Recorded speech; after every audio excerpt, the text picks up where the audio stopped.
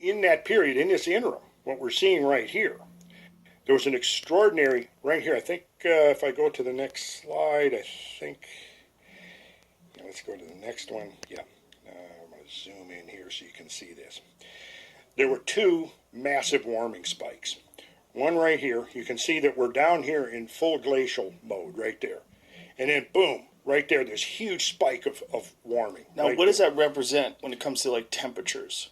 That could be on the order of, well, that would be about 10 to 12 degrees centigrade, which would be about 18 degrees Fahrenheit, average temperature. Which is a crazy change. Crazy change. Because we're scared of 2 degrees, right? We're scared of 2 degrees. And here we're scared of 2 degrees centigrade. Here we're looking at 5, 6 times that much in a matter of a couple of years.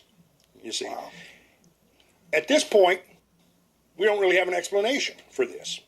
That's why I get really frustrated when somebody says to me, "Oh, the debate on climate change is over." No. We're in the infancy of understanding the climate of this planet. And when we look at stuff like this, you see, it really drives home that point. And you can see here, right I think what people are saying when they're saying that the debate on climate change is over, though, is whether or not human beings have had an impact on it in current times. No question. Right. We have had an impact. Right. That's no question. kind of what the debate is, right? Well, if you say that the debate is about have humans had an impact or not, I think that there's no debate. Yeah, humans have had an impact. What they're looking at, though, in your mind, is one aspect of a very multidimensional issue. Yes, exactly. And my concern is that we're going to get so focused on carbon change. That we're not looking at any of these other factors.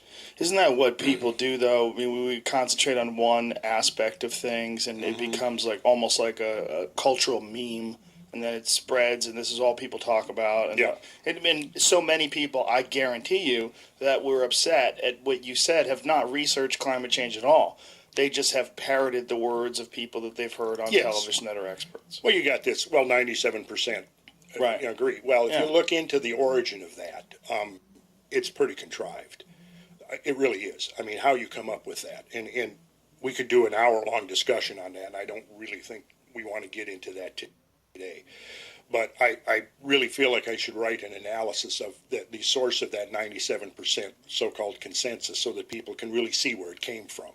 In a nutshell, basically, it goes to 3 or 4 pieces of research, some surveys that went out that were slanted right from the beginning, such as, do you feel that humans have had an impact on climate? Yes. Nobody disagrees with that. See, you can go through all whoever these so-called deniers are.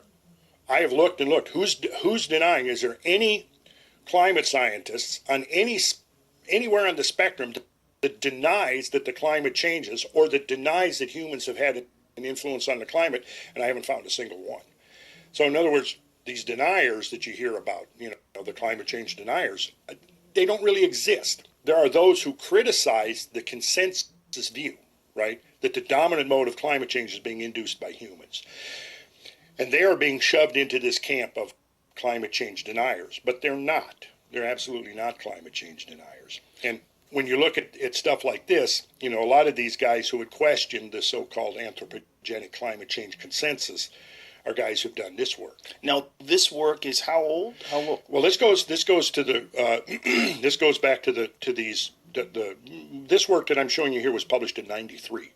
The Greenland Ice Sheet Project and the Greenland Ice Sheet Project and the Greenland I forget. It was GRIP and GISP.